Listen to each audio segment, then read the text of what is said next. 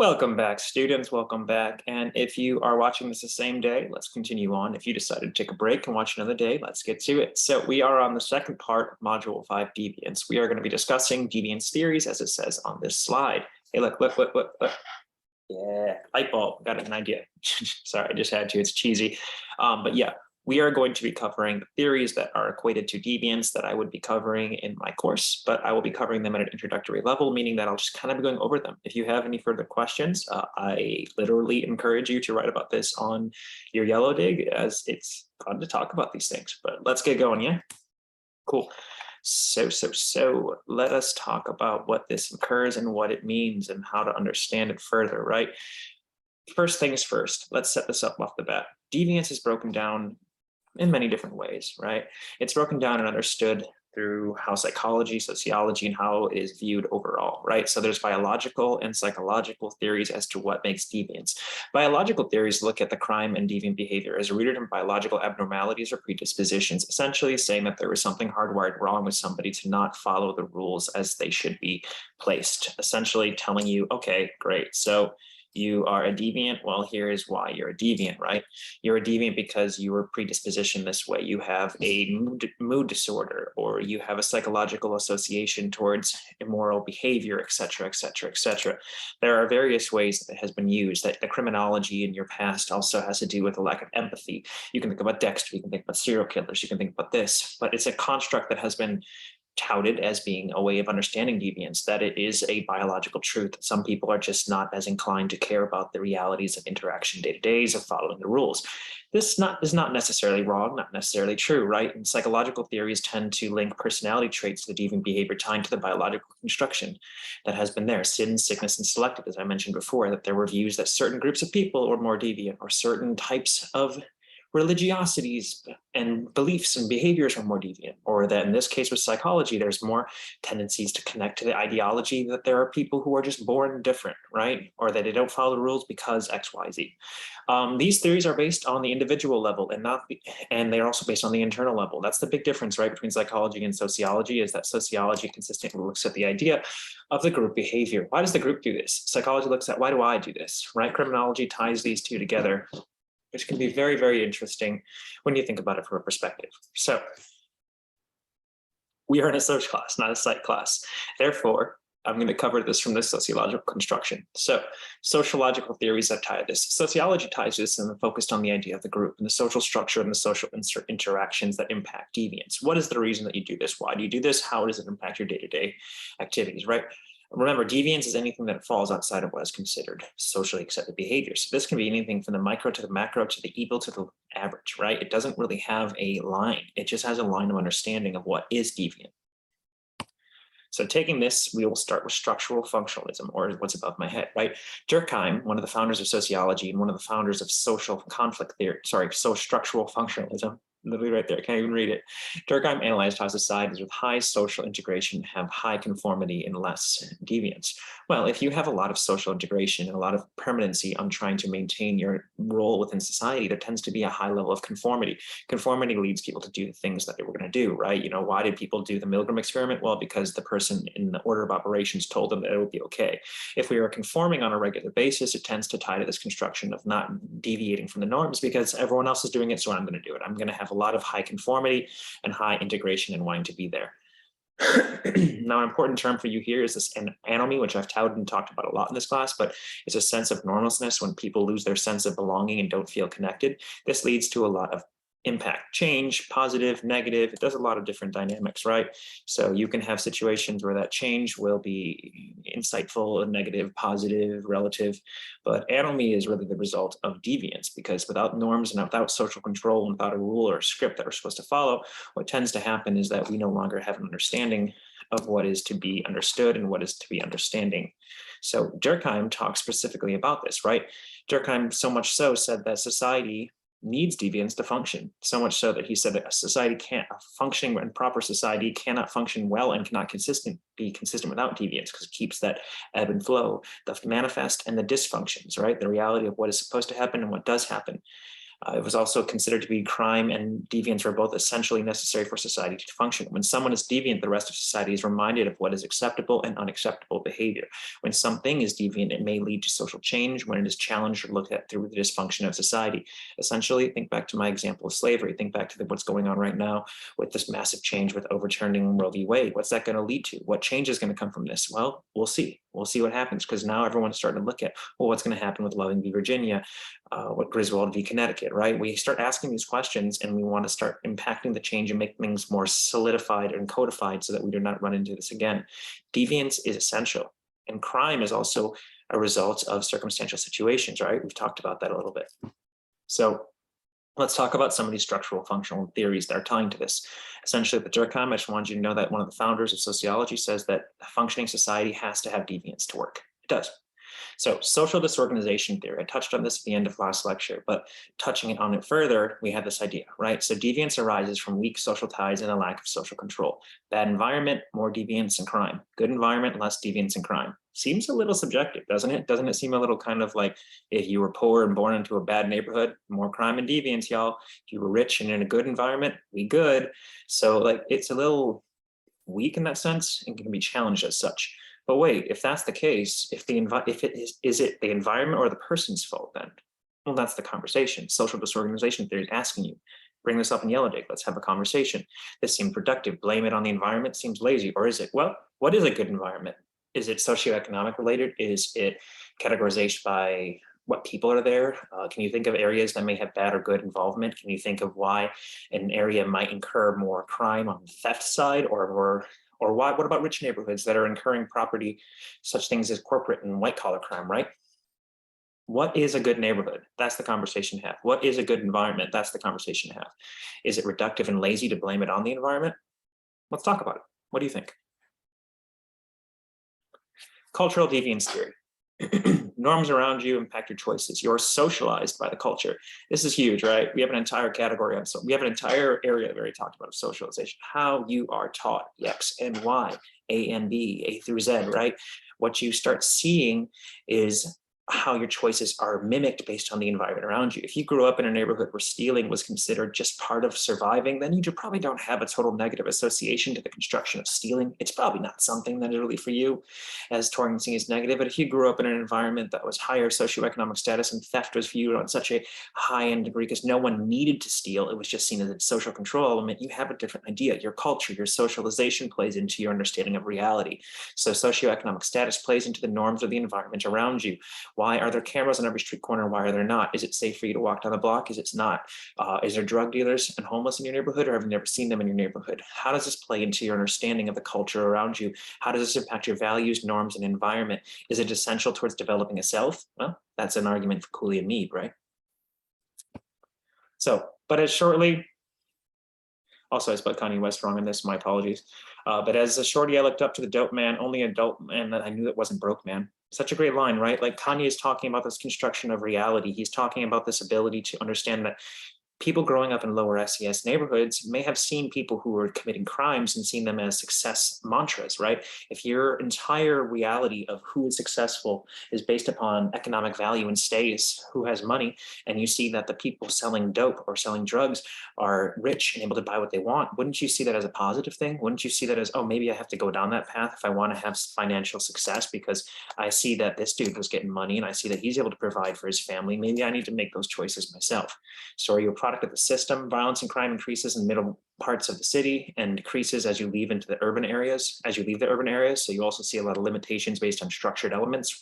Why do suburbs have the lower crime rates? Well, that's planned, right? We go into this idea of redlining, white flight districting, unfortunate racism, the idea of many things. Are we a product of our systems, or is it functioning as intended? Is it made to be this way, that we've sectioned groups of people off and enforce behavioral patterns, or is it not meant to be this way? What do you think? Is it accident? Is it intentional? How do you feel about that dynamic, that if you grow up in certain areas, you may have a different view on what is success, what is not success?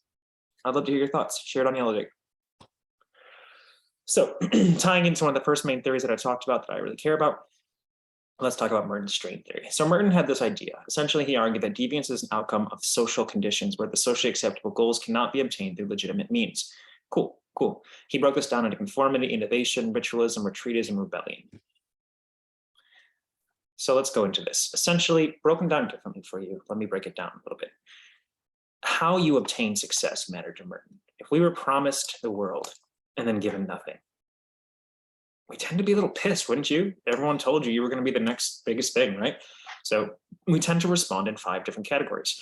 We have the first. So looking at here, you can write, these are the cultural goals, and these are the institutional means. How I get the things I want, the cultural goal. That, let's say I want money, right? How am I going to obtain that money?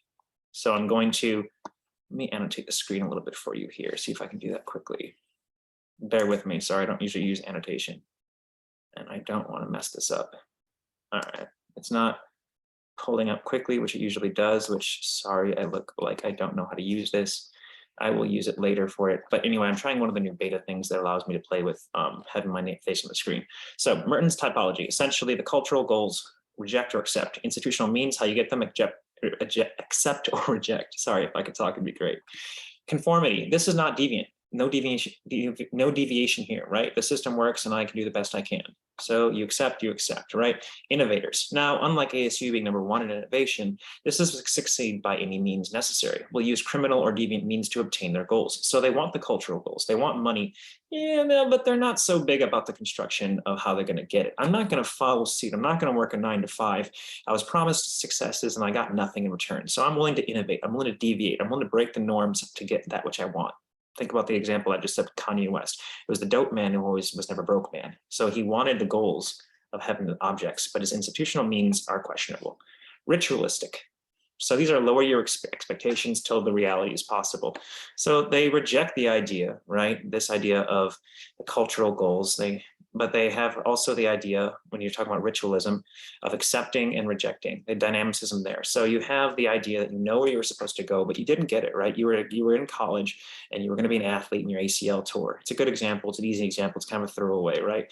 But it's now you have to accept the reality you're within. You can see a lot of ritualism tied to a lot of different dynamics. You can see ritualism also, if you're a fan of Wreck-It Ralph until the end is an example of ritualism, that he did not want to be the villain, but society keeps building up that you're going to be the villain. So eventually you start to lower your expectations till your reality is possible. You have to ritualize the pattern of behavior. The reality is that you're going to do these things over and over and over again. If you've seen the movie Office Space, it's basically a love letter to ritualism that I hate my job, but I need money. I'm going to go to my job, but I don't want to go anymore. I'm just going to go in and go out. I'm going to be trapped in this iron cage of productivity where I feel drained every single second, but I don't know what I'm going to do with the situation, right? So conformity, you accept it. Ritual innovation, you are challenging it and breaking the means of obtaining it. Ritualism, you are lowering your expectations till your reality is possible. Retreatism, exit society. So here you go. So reject, right? So exit, you can look at this as people living off the grid, the homeless, people who are facing homelessness, total rejection of everything. Just basically, I do not care about the money or how to obtain them. I'm just leaving. I'm not a part of it, and I'm not going to change the system. I don't want to make it better, but I'm not going to be a part of the system. That's the key there. You don't like the system. You have no interest in fixing it. You just want to leave. And you don't like the institutional means or the cultural goals of it. So rebellion, break the system. This is why it's on this category here. Rebellion would be tying back to our first lecture. We talked about all those people. What do they have in common? They're deviants. Well, what do they have in common? They're rebellion category deviants. They're people who have changed and challenged norms and created social change or created change in general. So Merton believes that if we're sold this American dream, if we're sold this idea, we go into these 5 stages. It'd be interesting to hear what your thoughts are on them. Conformity, innovators, ritualists, retreatists, and rebellion. There's some fun videos you can look up on YouTube if you're interested, looking at the various breakdowns of Disney characters and how they break into this, if you're a fan of Disney. But Merton's typology and his strain theory, fascinating stuff. So let's pull some conversations around conflict theory. Conflict theories also take a structural perspective, but do not see the deviance as crime as functional, right? Rather, conflict arises because of the incompatibilities and interests between groups. The poor aren't able to get what they want, therefore they rebel against it to try to get equality, right? So those with power, prestige, and wealth are less likely to be considered deviant because they write the rules, right? People who can make the rules, enforce the rules. So conflict starts looking at the perpetual battle between the bourgeoisie and the proletariat. Essentially, why do the haves have so much and why do the have-nots have nothing? And if I have nothing, how am I supposed to actually function in society that's been built for those who have? So let's look at Mill's power elite. Marx essentially, what I talked about before, I'm not going to go into it. I'm going to talk more about power elite here. Marx essentially is similar to this, but looking at the bourgeoisie and the proletariat conflict struggle. This is a little dated, but still applicable. Think about Astro World with Travis Scott, right? All the issues that happened. How much have you heard about that since then, by the way? There's been occasional things in the news, but how fast did that go away? He was able to start touring again when everyone said it was over. Woodstock 99, Limp Bizkit faced all the scrutiny, even though they were not the only ones acting stupidly. So they place blame upon the people that they feel can be the scapegoats, which is the theory, blaming someone for someone else's work, right? So we have this construction of reality of how things are kind of managed and mismanaged, and Astro World and Woodstock are good examples. I can think of other ones now when you're tying to it, but the reality is that what are some examples you can think of? The power elite, the people who write the rules and enforce the rules. What are some examples of this that you could really find as looking at how the rich are not on the same category, the powerful are not on the same category as the average person? You can think about cancer culture versus average person versus celebrity. If you were canceled and you're a normal person, it's unlikely that your media will allow you to come back, right?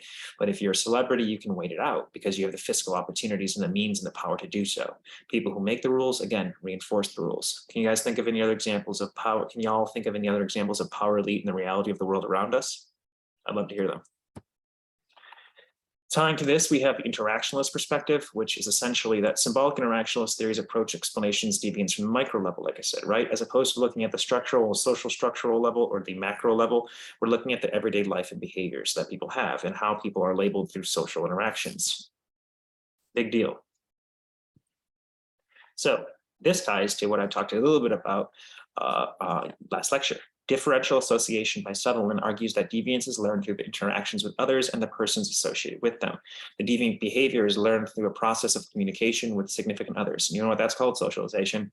The reality is, like I mentioned before, people who have been around or near people who commit more crimes than them are able to learn from it. You're able to get differential association by different groups that you were not associated previously. If you grew up in an upper middle class income area, you probably weren't around a lot of non-white collar criminals. You're probably around people who are doing tax and stuff like this, right? But different types of crime. You go to prison and now you're surrounded by so many people and you're able to learn from it. If you join a gang, you tend to have associations that are built within the connections of each other.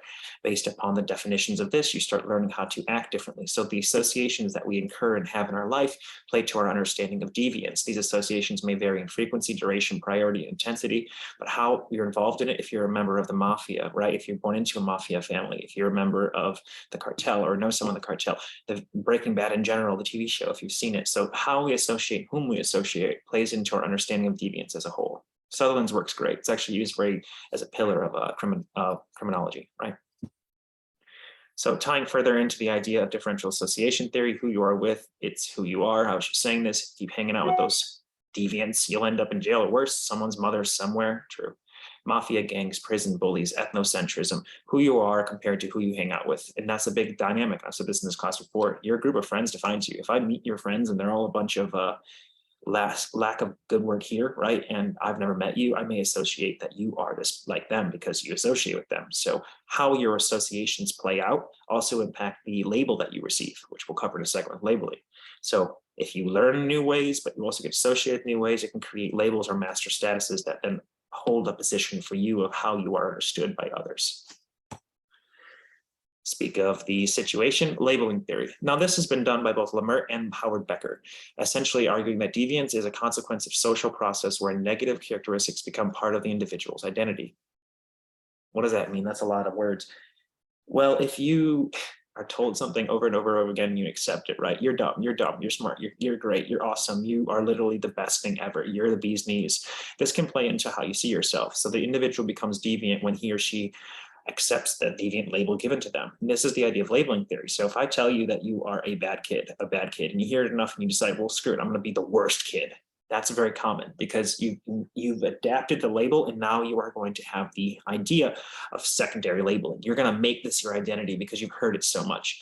This theory is rooted in the social reactions to deviance, right? It's not the deviant act, but rather the social response that makes something deviant. It's not crime is crime because we say it's crime.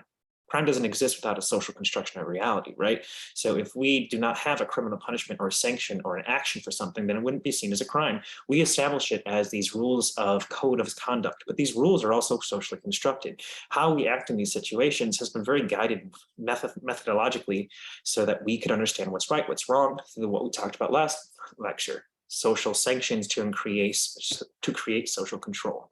So labeling theory plays into this because it builds our identity around the self. Or said differently, Lemert built on this idea from Becker's idea within primary and secondary deviance. I referenced this a few seconds ago, but the initial label may not take, it may not stick. Someone could call you a jerk, a jerk, a jerk. Cool, it doesn't stick. You don't want to be that category, right? So secondary, when the person takes on the deviant label or identity, is when you start making that your persona, your personality, right? When the person takes on the deviant label as part of their self-identity. I've told you that you are just not a nice person so many times that you've decided this is who I am. If I'm not going to be a nice person, I'm going to be the worst person. So that then becomes a master status or something that defines you. Master status can commonly be understood as gender, race, and other things such as job titles, but it's things that can be recognized immediately about a person. So if you label off 10 things about someone, there's something that stands out. Many times this ends up being gender and race. No matter what the achievements of somebody is, unless it's socioeconomic related, more often we will think first of race and gender. It just becomes the categorization of a label, which then plays into how we construct ourselves, right? In the United States, we're very commonly based upon our career. So when I introduce myself, I'd be like, hi, my name is John McQueen. I'm a professor at ASU. And then people would think, oh, Professor McQueen, he's a professor. That's how they label me in their book of context, that I'm a professor. That's not always the case in other cultures. Some cultures value the idea of family and history more than they do the idea of prestige and titles. But in America, we're a very corporation-based country. So job status becomes a very big master status. A doctor is referred to, oh yeah, I know Dave, he's a doctor. I don't know, Dave, he could be a frolfer, he could be an avid emo fan, he could be a big video gamer, but like I would label that which is seen as primary or master status first. And many times that ends up being race, gender, and job here in the United States. But Lemert built this idea that we can hear something, sometimes it doesn't stick, but when it does stick, it becomes secondary, which becomes master status for us because it becomes part of who we are internally. Now, control theory is very fascinating. It's based on the principles of attachment, commitment, involvement, and belief. Essentially, Hirschi states that, as I mentioned last lecture, how connected we are to the community plays into if we're going to do anything. So if you are in a scenario essentially where you are very connected with people. Let's think about this. You go to church, you're a member of the PTA, you have avid connections to your alumni association, right? You're less likely to probably deviate from norms because it can come at great cost. But what about the people who have less, greater investment in society, less likely to be risking deviant, right? What about those who don't have anything? What about those from the lower SES neighborhoods, right? What about those who there's not much to risk? You hear it all the time in movies. Well, I've got nothing to lose. That's a big part of deviance. If you have nothing to lose, what's going to stop you from taking that which you think was taken from you, right? This is mine and it was mine. Well, if I take it and I'm connected to the community, I'm going to lose everything. I'm not just going to go to jail. I'm going to lose all of my statuses. So attachment, commitment, involvement, and belief. How attached are you to your community? If you're very attached, you're not going to deviate. If you're not attached, you tend to deviate. It's why a lot of times they look at when someone goes missing, how all their background information to figure out how connected they were to society around them, because that plays into if we're willing to take those risks. Commitments. People don't tend to do things if they have a lot of commitments. If I'm involved in PTA in the local church and I have a job, if I do this and I lose these things, can I survive without them? Involvement ties similar to commitments. If I'm very involved with that around me in my neighborhood, like can I face osculation? Can I face being in a situation where I'm ostracized? Probably not. And then religiosity and belief valued in social structures or religious structures also play into our ability to deviate if it goes against our core principles, values, and beliefs, right? Your values are something we strive for. We talked about this. Beliefs are personal, they're subjective. So if my beliefs of being Christian or being Jewish or being name any religion here, right, it go against the principles of deviating, I might not do it because I have voluntarily involved myself in a type of order where I want to be seen as pristine, right? So our attachment, commitment, involvements, and belief play into whether we do or do not deviate from the norms. And this, as I was just talking about, attachment, connection to others, commitment, investment, similar, blah, blah. I've talked about all this already. So how true is this, right? Do you think this typology is correct? Sound off in yellow dick. Do you like the idea of control theory? Do you like the idea of Hirschi's dynamicism here? Do you like the idea of social strain? Do you think that differential association plays in? What about cultural deviance? Do you think these things really are applicable? What are your thoughts? Please share. But now we're going to go into one of my favorite theorists of all time. So I'm going to set up that I have a little bit of implicit bias here, which is Erving Goffman. Essentially, Goffman and his word on stigma. Stigma derived from a Greek term, essentially looking at the idea of a physical abnormality, character flaw, or being a part of an undesirable group. The Greek word used the idea of physical labeling. There's a really cool line in the TV show Succession, if you haven't seen it, where they talk about how the original Roman colonies wanted to have all their slaves or serfs wear one outfit until they realized that their slaves or serfs actually outnumbered the elite. Therefore, if they did have them all wear one outfit, they might unify and realize, false consciousness. They don't have the best intentions for us, right? That ties back to Marxian view that once we have a class consciousness, that capitalism would end. It wasn't right, but the idea is that we'd rally together and unify, and that's the idea of unions and etc. But any attribute that is deeply discredited by others and marked with a deviant label. This is the idea of stigma. Stigma is the idea that once we gain this, we start having people look at us a little different. The word has a little spice to it too, stigma, but it's like you're being stigmatized. There are three formal types of stigma: physical abnormality, you place someone who has a disablement, right? Character flaw, this could be personality-wise, and being a part of an undesirable group. This many times to master status. If you look at the idea of those who are in the different groups of association, blanking on the words that I want to use right now, but essentially you're looking at the level of involvement. Are you majority or minority, right? What group are you part of? This can play out to the idea of stigmatization, right? There are two major types of stigma, and this is what Goffman talks about. There's discredited, not hidden, cannot be concealed. So you've already been discredited. This could be the idea of race in a culture where people can be passing or not passing. If you don't know the term, white passing is white is seen as majority right. The people who are in the place of power. Unfortunately, in many cases, this is a negative power, but if you are able to pass as being a part of the majority, you receive less stigma. So if you are not, if you are someone who has a higher level of melanin and you have a darker skin in the United States, you may end up facing a lot of prejudice and discrimination. And this is where you start seeing the idea of discredited, not hidden, cannot be concealed. People will judge you based upon first impressions because they see things to them, whether it be a physical abnormality, a character flaw, or being a part of an undesirable group, that are now going to label you first, a master status. Discreditable, this one's interesting because this can tie to the idea of many theorists, right? You can tie this to Du Bois's idea of the double consciousness that you have to be acknowledging at all times, especially if you're Black American, when you enter a room of both being an American and as a member of the Black community. You can tie this to LGBTQ plus, right? The idea of knowing that at any point in time, if someone discovers that you are part of the queer community, that you may face stigmatization or prejudice. But discreditable means it's not immediately noticeable, maybe concealed. This could also tie to mental health. If you're somebody who has a stigmatized mental health disorder, such as mood disorders, concealing this can be a benefit to you. You have the option to do it because people can't see it, but you have that knowledge that they also know, that if someone figures it out, it may change everything. But that's the difference between discredited and discreditable. Can you think of some variations of this? What are some more discredited, cannot be hidden type? What are some more discreditable? What are some that can be hidden? And then we spend most of our life, what Goffman refers, wearing different masks at all times. And this is the idea of stigma management or impression management, like we talked about before. We may try to pass or cover to disclose it, to be able to reap the benefits, not the negatives. Goffman talking about stigma on a regular basis. Essentially, what you're looking at is being a part of an undesirable group, your friends, your ethnicity, your hobbies, what else? Well, this is the idea, like who do you hang around with? Are they getting labeled for it? What part of the socioeconomic status are you in? Are you a part of the majority or the minority, right? Subordinate and the ones who are oppressive, right? Character flaw, this is an interesting choice of words, but can we consider a character flaw? Well, is someone an addict? Do they talk too much? What else? What are some more character flaws that you can think that would really tie to someone's idea of being stigmatized? What are some of the ideas of hobbies that could get you stigmatized? Great content here for Yellow Dig. Let me know your thoughts. And tying to this, we have the idea of the two types of stigma, right? I mentioned before, discredited, not hidden. Du Bois double consciousness. I mentioned all this if you want to read it again. Discreditable, well, what happens when you come out, right? This is another example of it, unfortunately. Now you face the reality that you're discreditable, becomes discredited, that you've come out, which is important for your self-value, but what's that going to impact your social situations? If you tell the truth about your mental health or other worlds like this, you may end up having to do stigma management, try to pass or be able to maintain now that you've come forward. But yeah, put up in that situation. Reality is that we're getting towards the end of this class. Next, we'll be covering in module 6, We'll be covering social institutions. We'll be covering environmental sociology. We'll be talking about pop environmental dynamics, social change, and all the other elements to be there. There's a lot of social institutions. Just word of the wise in the next slide deck. I'm not going to cover all of it because there's like 80 plus slides, and I think it's interesting for you to look at it, but don't feel overwhelmed by how many slides there are. That's what I'm telling you. I'll try to make the lecture short as I can, but social institutions are all around us and they're very important. But if you have any questions, queries, concerns, thoughts, please talk on Yellowdig and reach out to your TAs as well as myself, and I'll look forward to reading and responding to you. Take care.